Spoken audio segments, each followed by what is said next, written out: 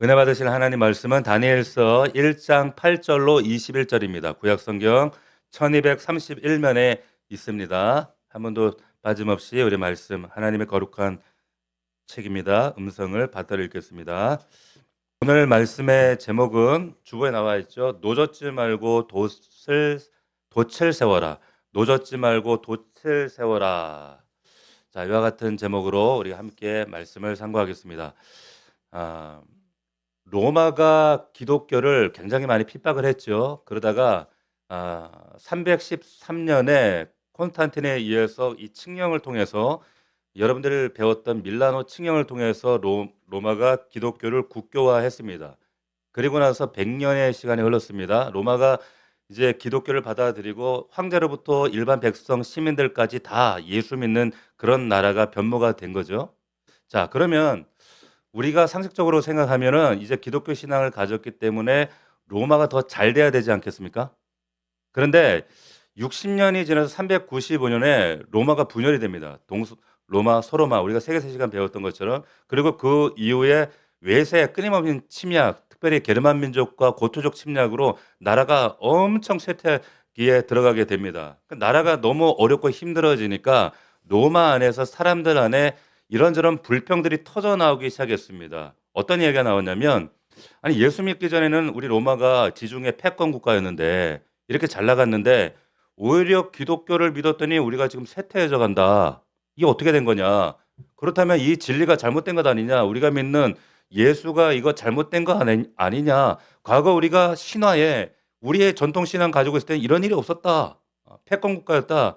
이런 의문점이 터져나면서 불평들이 볼멘 소리들이 막 나오기 시작했더라고 하는 겁니다. 여기에 대해서 그 당시에 살았던 신학자와 목회자 중에 아우구스티누스, 여러분들은 잘 아는 여러분들이 아시는 어거스틴이라고 하는 사람이 이런 동일한 고민을 했던 거예요. 이 신학적 고민. 그래서 이 고민에 대한 답으로 책을 쓰기 시작했는데 그 책이 여러분들 아시는 신국론 혹은 하나님의 도성이라는 이름으로 여러분들이 더 잘 기억을 하실 거예요. 이 하나님의 도성이라는 책을 냈는데 이 어거스틴 말년에 장장 13년이라는 시간을 정말 집중해서 이 책을 저술을 하기에 이릅니다. 기독교 2000년 역사 가운데 3대 서적, 중요한 서적이 있습니다. 첫 번째가 칼빈의 기독교 강요, 두 번째가 여러분 토마스 아퀴나스의 신학 대전, 그리고 또 하나가 이 바로 어거스틴의 하나님의 도성, 이 세 가지 책입니다.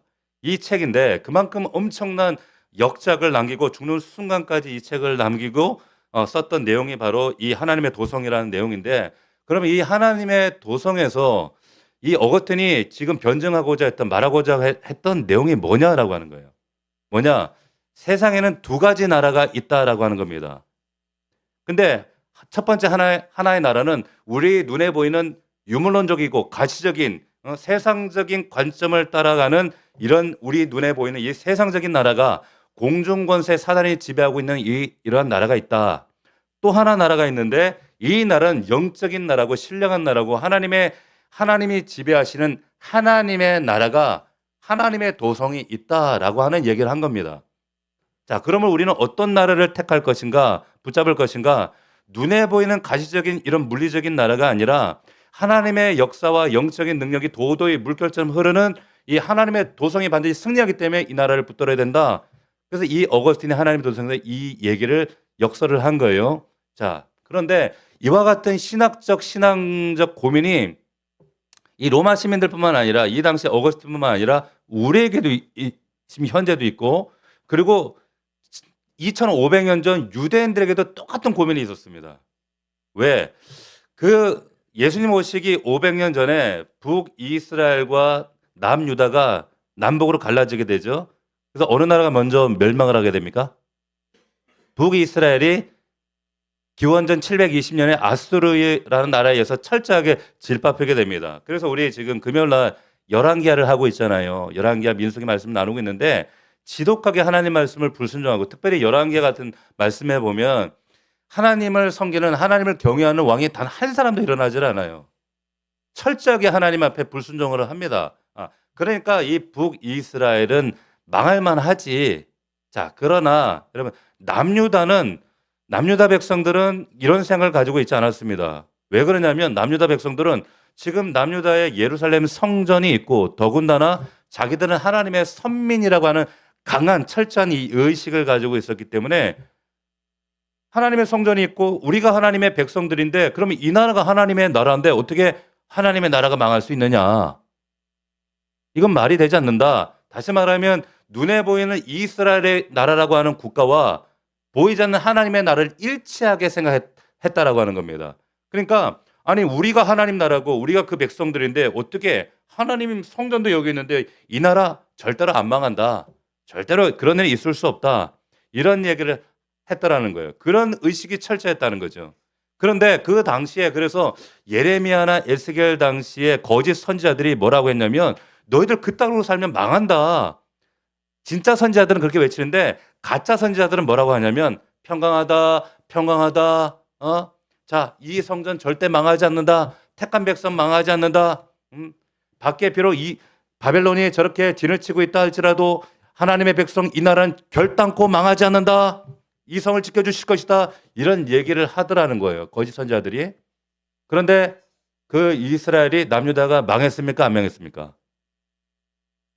망해요. 역사적으로 BC 586년에 바벨론에 의해서 여지없이 철저하게 짓밟히고 망하죠.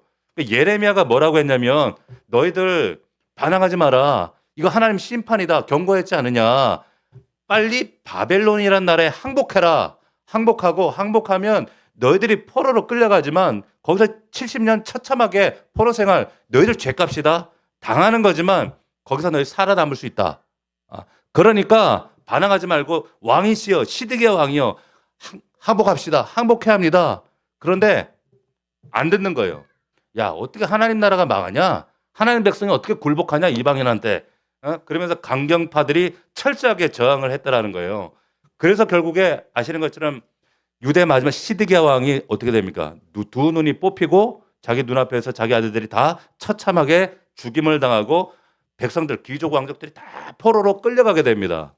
다 끌려가요. 그리고 그토록 절대로 무너지지 않을 거라고 믿었던 하나님의 성전이 예루살렘 성전이 처참하게 무너지게 되더라는 거예요. 자, 그러면 그 시점에 이르게 되니까 이스라엘 백성들 안에 한 가지 의구심, 그 민족적인 의심이 들기 시작하더라는 거예요. 어떤 의심이 생겼을까요? 아니 이방신 따르는 저 느부갓네살 왕이 쳐들어와서 우리를 이렇게 처참히 멸망시켰단 말이냐. 이게 말이 되냐? 그러면 이방신이 우리 하나님 여호와를 이겼단 말이야? 그럼 하나님의 나라는 여기서 끝난 것인가? 실패한 것인가? 라는 생각이 들지 않겠습니까? 자, 이 질문에 대한 답을 여기에 대한 답을 주는 것이 바로 다니엘서다라고 하는 거예요. 여기에 대한 명확한 답을 주는 게 다니엘서다. 그래서 그때 당시 그 당시 이스라엘 백성들의 신앙적 고민이 뭐냐면 아니 하나님 나라가 어떻게 멸망하는가? 하나님 나라는 이렇게 끝나버린가? 그럼 우리의 인생도 이렇게 실패로 끝나버리게 되는 것인가? 근데 이런 질문 안에 저들 안에 있는 우리가 간파할 수 있는 저희들의 근원적 배경이 있어요. 그게 뭐냐? 저들은 자기들이 보는 이 근원적인 눈에 보이는 이 육신적인 이스라엘 국가라는 나라와 하나님 나라를 하나로 봤다는 거예요. 우리는 하나야. 그렇게 취급했다는 겁니다. 근데 그게 저들의 착각, 그게 문제였다는 거예요. 왜 이스라엘 사람들은 자기들 자체가 하나님 나라라고 여겼을까요? 왜 자기가 하나님 나라 선민이고 왜 자기 민족 자체가 하나님 나라라고 여겼을까요? 육신의 계보를 따라서 아브라함의 혈통을 받아 태어났기 때문에 당연히 우리는 할례하고 그리고 피를 이어받기 때문에 우리는 당연히 하나님의 선민이고 당연히 하나님 나라 구별된 정말 철저하게 이방인들과 다른 그런 하나님 나라 소속된 구성원들이다라고 철저하게 믿고 있었다는 거예요. 그런데 착각이죠. 천만의 말씀이라는 거예요. 예수님 뭐라고 하셨어요? 진실로 진실로 너에게 이르노니 물과 성령으로 너희들이 거듭나지 아니하면 하나님 나라에 너희가 갈 수 없다는 거예요. 착각하지 말라는 거예요. 세례 요한도 얘기했습니다. 너희가 속으로 아브라함의 자손이라고 너희들 안심하지 마라. 하나님이 저 돌들로도 아브라함 자손 만들 수 있다? 이렇게 얘기를 하시는 겁니다. 자, 그러니까 그런 육적인 이스라엘 자체가 아니라 가시적인 너희들이 천국 구성이라고 착각하지 말고 이건 착각이었고 그래서 그 나라가 망해버렸고 실패해버렸으니까 이스라엘 백성들이 거기에 낙담하고 낙심하고 하나님 망했고 이 나라도 망했고 우리도 우리 인생도 실패했다라고 하는 그런 생각에 대해서 하나님은 아니다. 하나님이 너희들 생각하는 것처럼 하나님의 나라가 실패하거나 그 나라가 망했기 때문에 너희들 실패하고 이런 모든 실패 국면으로 들어간 것이 아니라 진짜 참된 하나님 나라가 있다. 그 얘기를 해주러 가시는 겁니다. 그 질문에 대한 답으로 하나님이 웅변적으로 이 섭리적인 하나님 뜻을 설명하기 위해서 다니엘서라고 하는 것을 딱 지금 보여주시는 거예요. 그 다니엘서를 보면 자 여러분들이 어릴 때 주일학교 때부터 다니엘서 보면 제일 여러분들 생각나는 그림이 있죠. 어떤 그림? 어떤 그림? 사자굴? 사자굴에서 뭐 입을 뭐 이런 거 기억나죠? 그런데 그 사건보다 앞서 유명한 사건이 하나 있어요. 그 앞에 보면 그 다니엘이 결정적으로 총리가 되어지는 사건이 있습니다. 어떤 사건? 금신상 사건이 있습니다. 여러분 기억나시나요?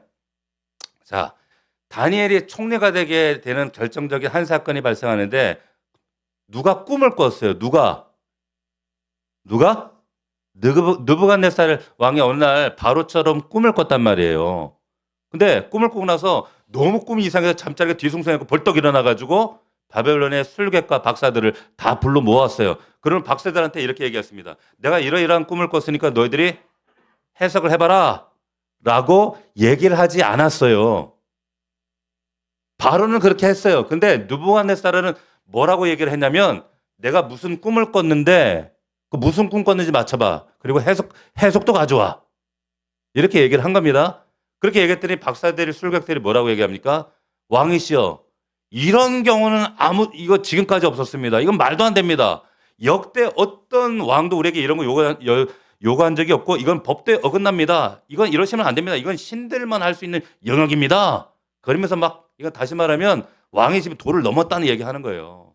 막 이런 얘기를 하니까 지금 느부갓네살이 막 대노를 합니다. 대노하면서 이것들이 왕이 까라면 까지 안 까 이러면서 어떻게 합니까? 술객 박사들을 명령해서 다 죽이라고 명령을 한 거예요.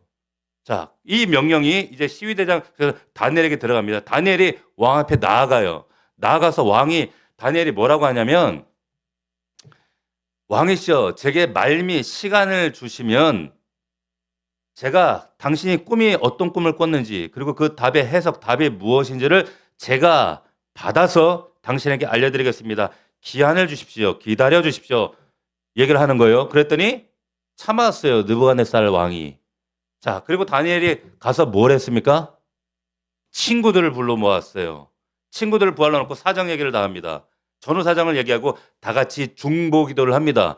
그리고 그 다음에 하나님 앞에 계시를 구한 거예요. 하나님 알려주십시오. 자, 그때 하나님으로부터 계시가 왔을까요?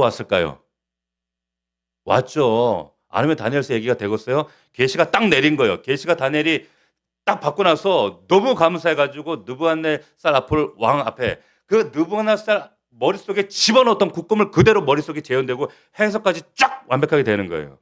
자, 그래가지고 이제 그 느부갓네살만 알고 있는 그 꿈의 내용을 가지고 왕 앞으로 나아갑니다. 자, 나아갔어요. 그 꿈을 가지고 왕 앞에 갔을 때 왕이시여 잘 들으십시오. 왕이 꿈에서 본 꿈은 이런 겁니다. 큰 신상을 보셨나이다.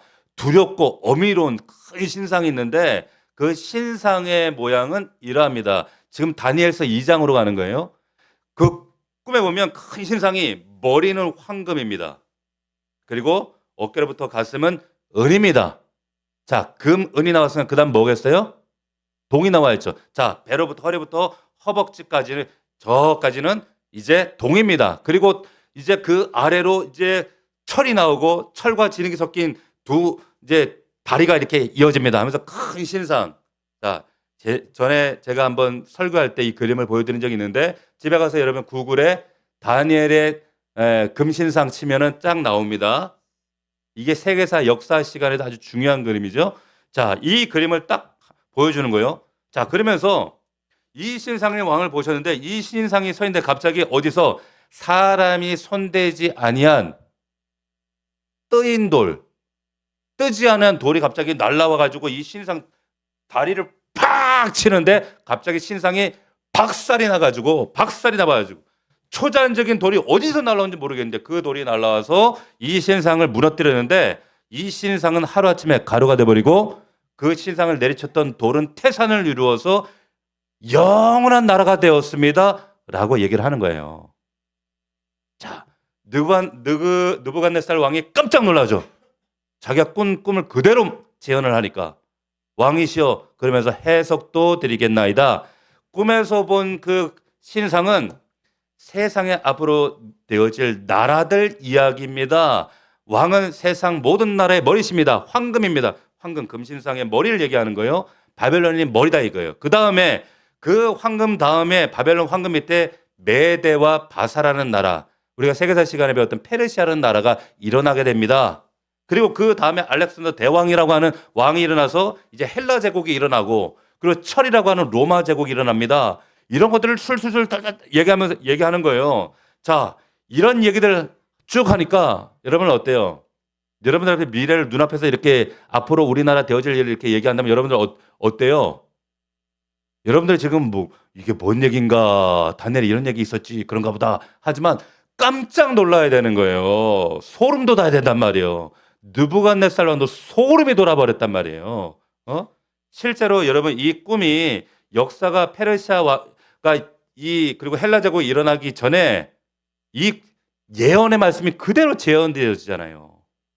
얼마나 놀라운 말씀입니까? 자, 그런데 그러면 여기 뜨인 돌은 뭐예요? 뜨인 돌. 그 뜨인 돌은 어디서 떴는지, 이 떴다는 말은 우리 그 돌을 캤다란 말을 쓰지 않고 돌을 떴다라는 표현을 쓰잖아요. 그죠? 초자연적인 능력으로 저절로 뜨인 돌이 날라왔는데 그 돌은 뭐냐? 이 돌이 신상을 쳐서 세상 나라를 무너뜨리고 이제 영원히 멸망하지 않는 하나님의 나라, 영원한 그 신적인 나라를 이루게 될 것입니다. 자, 그러니까 느부갓네살 왕이 감격해가지고 다니엘과 그 친구들을 총리와 요직에 세우게 되는 거예요.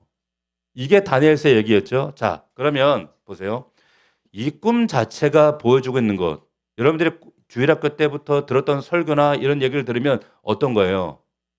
야, 우리 다니엘 같은 사람 되자. 하나님의 지혜를 받아서 정말 높은 자리 정점에 올라가서 정말 세상을 떵떵거리고 한번 지배하고 살아보자. 뭐 이런 거? 만약에 이러면 본질을 성경을 완전히 왜곡하는 내용이 된다는 거예요. 자, 그러면 하나님께서 지금 이 꿈을 통해서 지금 하나님 나라가 망했느냐, 우리는 실패했는가, 낙담 가운데 있는 이 백성들에게 또는 우리들에게 주시는 하나님의 이 음성을 통해서 하나님은 어떤 메시지를 주시고자 하는 것인가 라고 하는 거예요. 뭐예요? 하나님 나라는 이제 망해버려서 착각하고 있는 이 백성들에게 어떠한 메시지? 세상 나라는 이렇게 망할지언정 하나님의 나라는 영적이고 신령한 이 영원한 나라는 반드시 이 땅에 서게 될 것이다 라고 말씀하고 계시다라고 하는 겁니다. 할렐루야. 그 얘기를 다니엘서를 통해 하시는 거예요. 그래서 이스라엘 너희는 지금 너희 자체가 하나님 나라고 착각하고 있지만 그래서 그 나라가 지금 포로로 끌려와서 망한 걸 가지고 낙심하고 두려워하고 절망하고 있지만 아니다. 절대 그렇지 않다라고 하는 거예요. 자, 근데 신약에 가서 이 뜨인 돌이 뭘로 성취되어집니까? 뭘로 이게 성취가 되어지죠? 예수 그리스도인 거예요. 그 뜨인 돌, 신적인 능력으로 사람이 손대지 아니한 돌이라 그랬어요.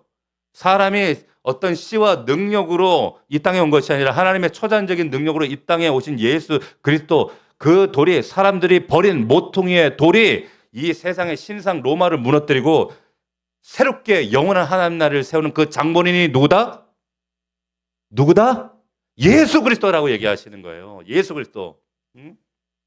그 예수 그리스도를 통해서 하나님이 영원한 나라를 세우실 것이다 라고 말씀하고 있는 것이 성경이고 다니엘서고, 그리고 그 나라가 어떻게 이 땅 가운데 마지막 말세지만에 나타날 것인가를 설명해 주고 있는 것이 요한계시록이다 라고 하는 거예요. 자, 그러면 우리가 하나님 나라 백성이에요. 망한 이 세상 나라 백성이 아니라 바벨론 백성이 아니라 하나님 나라 백성이라면 그럼 그 백성들은 어떻게 살아야 됩니까? 라는 질문이 나와야 된단 말이에요. 자, 이 자리에 여러분들이 하나님 나라 백성인 줄로 믿습니까? 여러분 이거 아멘 못하시면 천국 못 가요. 아멘해야 여러분 천국 가요.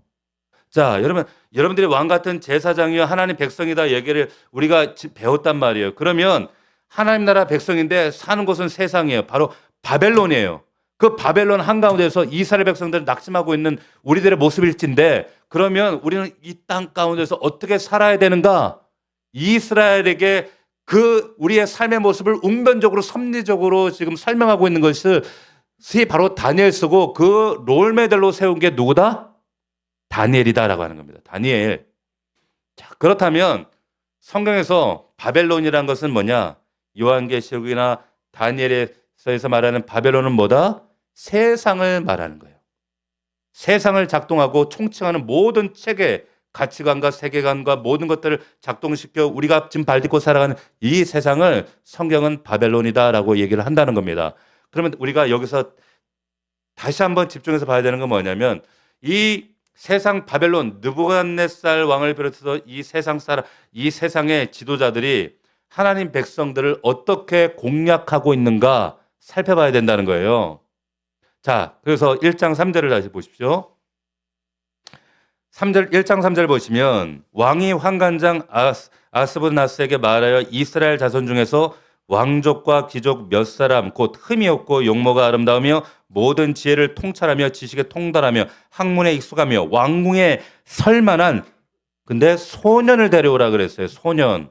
소년을 데려오게 하였고 그들에게 갈대아 사람의 학문과 언어를 가르치게 하라 그랬어요. 잘 보세요. 갈대아 이 바벨론 세상에서 사단은 공중권세 잡은 자들은 여러분들을 어떻게 넘어뜨리는가를 잘 보시라는 거예요. 자, 포로 가운데 쓸만한 사람들 데려오게 합니다. 왜 데려와요? 써먹으려고. 왕의 중요한 신하로, 요직으로 써먹게 하려고, 바벨론 일꾼으로. 그러면 여러분 상식적으로 한번 생각해 보시라는 거예요. 지금 바벨론으로 끌려온 사람들 여기 나와 있지만 각 나라의 귀족과 왕족들이에요. 그죠? 똑똑한 사람들. 그러면 그 사람들 그냥 쓰면 돼요. 근데 왜 소년이요? 잘 보세요. 우리가 지금 에이펙 했을 때 우리나라 막 트럼프도 없고 시진핑도 오고 막 그랬잖아요. 이 사람들 어떤 사람들이에요? 나라의 머리들입니다. 정말 똑똑한 사람들이에요. 최고의 사람들. 근데 거기에 따라온 수행원들, 장관들, 이 사람들 또 어떤 사람들이었어요? 이 사람들 당연히 그 나라에서, 각 나라에서 외교, 정치, 행정, 법률, 그리고 그 나라의 국제적 감각에 가장 탁월했던 아주 그렇게 내노라는 사람들이었어요. 최고라는 사람들 다 포진해서 이제 에이펙에 왔단 말이에요. 그러면 바벨론의 포로로 끌려온 이 사람들도 하나같이 어떤 사람들이에요? 최고입니다. 최고. 경력자들. 그럼 그 사람들 데려다 쓰면 되죠. 그런데 성경 보니까 소년을 데려왔다 그러죠. 소년을. 왜 소년을 데려올 필요가 뭐가 있어요? 그렇잖아요. 예? 요즘도 회사에서 신입사원 잘 안 쓴대. 경력직 쓴대요. 경력직 갖다 쓰면 되잖아. 여기 이 사람들 다 나라 국가 운영 해봤던 경력직들인데 갖다 쓰면 된단 말이야. 그런데 느부갓네살이 어떻게 하냐면 그 사람들 데려다 요직에 앉혀. 그러면 간단한데 왜 소년을 데려오느냐? 포로들 가운데 소년들을 데려왔느냐? 물들지 않았기 때문에 그래요. 물들지 않았기 때문에. 무슨 말이냐면 바벨론 사람으로 쓰려면 어떻게 됩니까? 뼛속까지 바벨론 사람으로 세탁을 시켜야 된단 말이에요. 그래서 여러분 4절을 보십시오.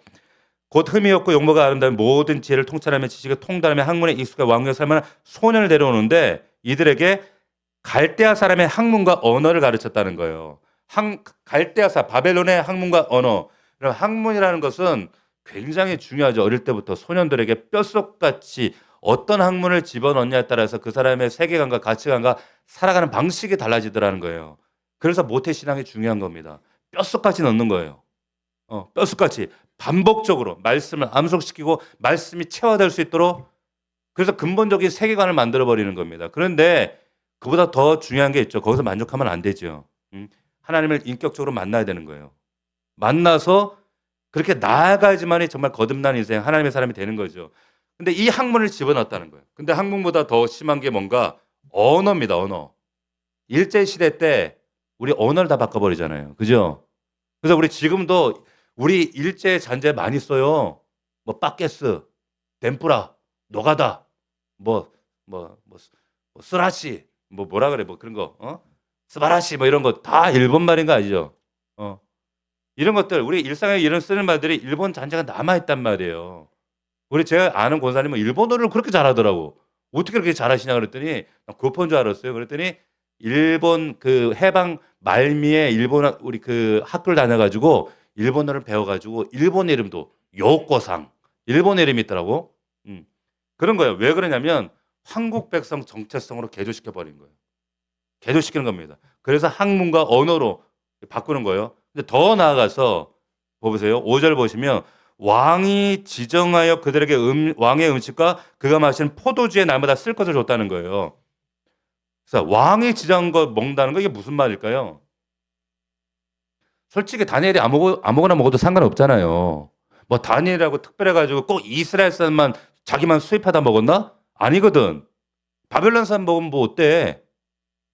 그런데 왜 왕이 지정하는 음식을 먹게 하느냐는 거예요. 왜? 이건 학문과 언어보다 더 지독한 거예요. 무슨 말이냐면 여러분 집에 강아지 기르잖아요. 강아지는 고양이 기르시죠? 여러분 강아지 밥 누가 줍니까? 그 강아지 주인이 줘요. 그죠? 주인이. 그러니까 강아지는 자기 주인을 어떻게 알아봐요? 밥 주는 사람을 알아봐요. 그러니까 나한테 밥 주는 사람이 내게 주인이에요. 왕의 지정한 음식을 먹는다 이 말은 뭐냐면 자기 명줄이 지금 누구한테 달려있다? 명확하게 이게 보이면 사람은 무의식적으로 자기의 밥 주는 사람에게 머리를 조아리게 돼 있어요.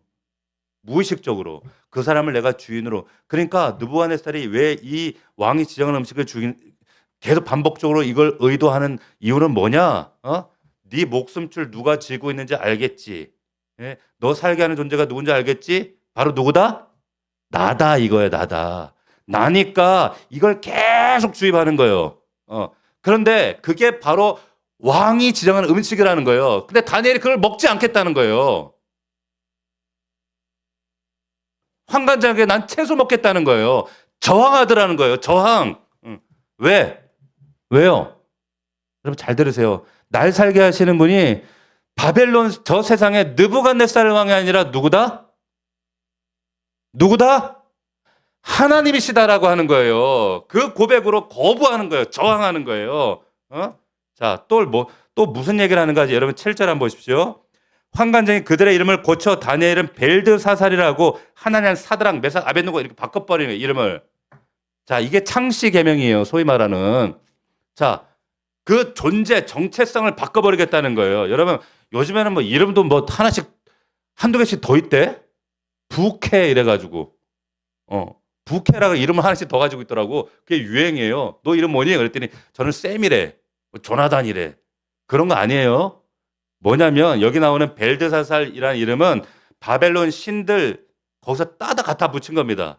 그 얘기는 뭐냐면 이제 너의 정체성은 여호와 하나님으로 말미암는 것이 정의되어지는 것이 아니라 이제는 바벨론 세상 저 시대에 의해서 네 이름은 규정되는 거야.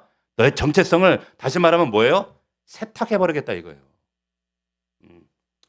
자, 그러니까 여러분 보세요. 다니엘의 이름의 뜻이 뭔지 여러분 아세요? 다니엘? 여러분 단지파 아시죠? 이스라엘 12지파 중에 단지파가 있었어요. 삼손도 단지파거든요. 단의 뜻이 뭡니까? 심판이라는 뜻이에요. 심판. 그러니까 여러분 여러분들한테 재미난 거 하나 가르쳐드리면 히브리어에 보면 히브리어가 이로 끝나요. 이로 끝나는 것은 나예라는 뜻이에요. 나예. 그러면 자 여러분 하나님 엘이 뭐예요? 하나님이죠. 그러면 하나님 여기에 이가 붙으면 뭡니까? 엘리. 그러면 엘리가 무슨 뜻이 되는 거예요? 나의 하나님이 되는 거예요. 그래서 엘리 라바 사박다니 이렇게 되는 거예요. 하나님 나의 하나님 어찌하여 날 버립니까? 자 그런데 단이에요. 근데 여기에 이가 붙으면 단이 엘이잖아요. 단이 무슨 말이에요? 단은 심판이고 이가 붙어서 나의 심판 엘 나의 심판은 엘 하나님이다 이렇게 되는 거예요. 다니엘의 이름의 뜻이 뭐라고요? 나의 심판은 하나님에게 있다. 하나님이시다. 이 얘기를 하는 거예요. 그러니까 이름부터가 그 뿌리가 정체성, 정의가 하나님으로 규정되는 사람이었다는 거예요. 그런데 이름을 바꿔버렸다는 거예요. 정체성을 세탁해버렸다는 거예요. 이게 오늘날 바벨론 같은 세상에서 사탄이 우리에게 작동하는 방식입니다. 영적 싸움 많이 들어보시잖아요. 사단은 눈에 보이지 않지만 교묘한 방법으로 여러분들의 정체성을 이렇게 세탁시켜버려요. 바꿔버린다는 거예요. 우리에게 끊임없이 너희들을 이 느부갓네살 왕 앞에 종속시키고 굴복하게 만들고 두렵게 만들고 공포심을 불어넣어서 철저하게 종속시켜서 그 바벨론 세상 가운데 머리 조아리며 살게끔, 이게 공중권세 잡은 자가 여러분들에게 지금 하고 있는 일이에요. 그래서 여러분, 지금 한국 사회의 가장 보편적인 정서, 우리 안에 있는, 이 한국 안에 있는 가장 보편적인 정서가 뭔지 아세요? 두려움입니다. 두려움. 이 두려움, 우리나라가 자살률 세계 1등입니다. 특별히 노인 자살률 세계 1위. 자랑할 게 아니죠. 왜 자살해요? 노인 빈곤율이 1위기 때문에 그래요. 은퇴하면 살 방도가 없네? 두렵네? 우울하네? 에이, 자살하는 거예요. 청소년 자살률 1위. 근데 노인과 청소년 사이에 또 뭐 하나 껴있죠. 얼마 전에 또 하나 나왔어. 중년 자살률 세계 1위. 세계 1위. 압도적 1위. 왜 그럴까요? 왜 어린애부터 중년, 노년까지 다 이렇게 자살하는 나라가 돼버렸을까? 이 세상 바벨론이 공중권세 잡은 자가 겁을 줘요. 우리한테 두려움을 심어요. 우리의 의식 가운데 두려움을, 막연한 두려움을, 이 공중권세자가 이 세상의 가치관과 시스템을 이용해서 우리를 어떻게 장악하고 어떻게 여러분들 가스라이팅하고 있냐면, 끊임없이 뭐라고 얘기하냐면, 너 그렇게 살면 도태돼. 너 그렇게 살면 나중에 인생 꼬여. 힘들어. 너 그렇게 살다가는 외로워. 아무것도 안 남아. 그래서 어떻게 해요? 더 달리고, 더 바쁘고, 더 분주하고, 더 경쟁하고, 더 뛰어가고, 애들도 막 몰아대고, 더 높은 대학, 더 좋은 직장 가야 돼. 외치면서 그렇게 몰아가는 거예요. 그러니까 애들부터 노인까지 행복하지가 않은 거예요.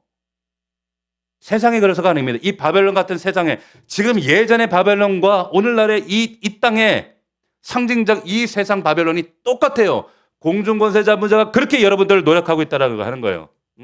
사람들이 어떻게 삽니까? 사단 마귀는 하나님 쳐다보지 말래. 하나님 의지하지 말래.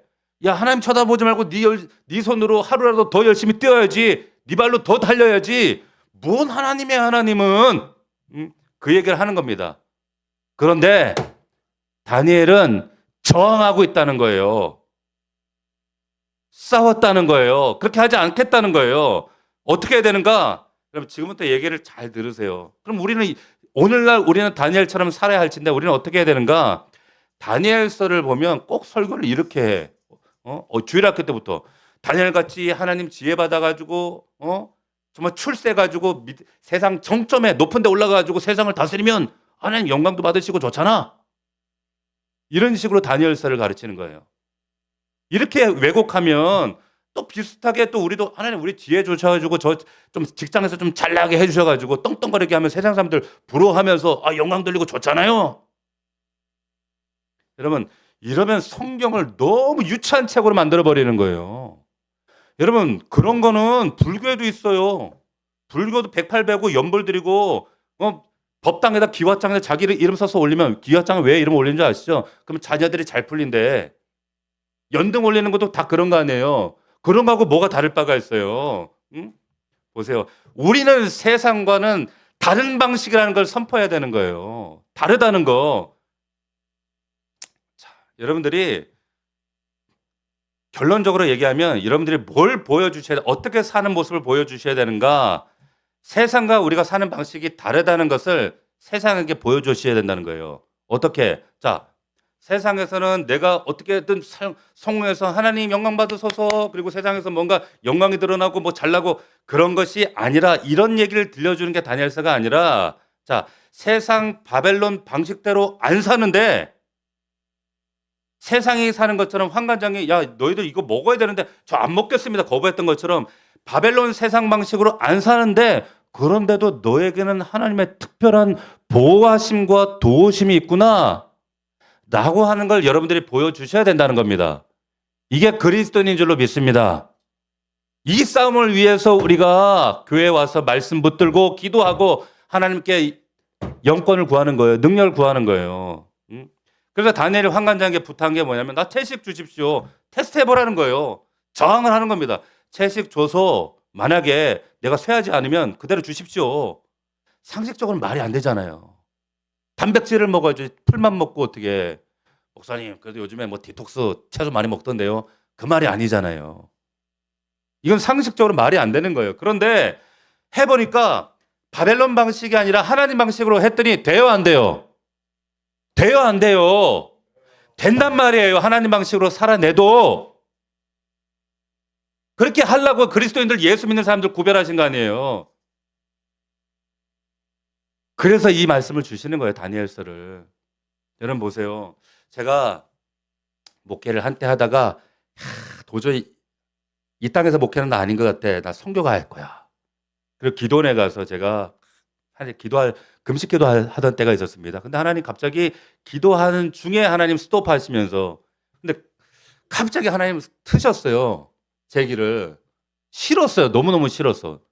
저는 제 어떤 성품상 저의 특징상 저는 외국 선거지 가서 구제하고 그냥 학교 세우고 이게 제 사명인 줄 알았단 말이에요. 네. 그 핑계로 한국 떠나고 싶은 마음도 있긴 했지만 근데 하나님은 스톱을 하셨어요. 근데 그때 하나님께서 어떤 목사님을 통해서 목사님이 저한테 그런 얘기를 하시는 거예요. 어떤 목사님이 그게 오늘 말씀의 제목이에요. 그 목사님이 저한테 내가 어떻게 목회를 해야 될지 앞으로 내 인생 어떻게 살아갈지 참 막막한 가운데 그 목사님한테 목사님 저 어떻게 목회해야 됩니까? 어떻게 살아야 됩니까? 그때 그 목사님이 지나가는 얘기처럼 별로 이렇게 진지한 얘기를 하신 것도 아니에요. 그냥 지나가는 얘기로 목회는 있잖아 박 목사 노젓지 말고 돛을 세워야 돼. 노젓지 말고 돛을 세워야 돼. 그게 목회다? 그런 말씀하시는 거예요. 무슨 뜻인지 아시겠어요? 그런 목회하지 말라는 거예요. 노젓지 말고 돛을 세워. 여러분 노젓는 거 누가 하는 거예요? 내가 하는 거예요. 내가 하는 거. 내가 나서서 해결하려고 하는 그런 인생 그런 목회 되지 말라는 겁니다. 노젓는 인생이 어떤 인생인 줄 아세요? 내가 계획 세우고 내가 애쓰고 내가 스펙 쌓고 내가 인맥 관리하고 밤새도록 끙끙대고 내가 열심히 노져요. 열심히 살아요. 근데 죽을 맛이에요. 나이가 들면 들수록 죽을 맛이에요. 우울해요. 조금만 파도가 치면 금방 뒤집어 버려요. 앞으로 나가는 것 같은데 항상 제자리야. 탈진하는 인생이에요. 이게 노젓는 인생이에요. 반면에 도철다는 인생은 어떤 겁니까? 바람 부는 대로 가는 거예요. 그 바람 누가 일으키세요? 하나님이 일으키세요. 하나님 불어주시는 거예요. 그냥 돛을 올리고 있습니다. 믿음의 돛을 올리고 아멘 올리고 기다리면 하나님 나는 힘이 없습니다. 나 어디로 갈지 어디로 볼지 그러나 주님이 하나님의 바람 불게 하시면 나는 가겠습니다. 난 떠나겠습니다. 그러면 어느 순간 갈 수도 없을 줄 알았던 그 먼 바다까지 가 있어. 이게 내 능력으로 됩니까? 안 되는 거예요. 이거 좀 더 다른 버전을 좀 쉽게 말씀드릴까요? 은혜로 사는 인생 되라 그 말이에요. 은혜로 사는 인생 되라. 네 능력으로 사는 인생 되지 말고 뭐로 사는 인생? 하나님 은혜로 사는 인생 되라. 그게 노젓지 말고 돛을 올려라 이 말이에요.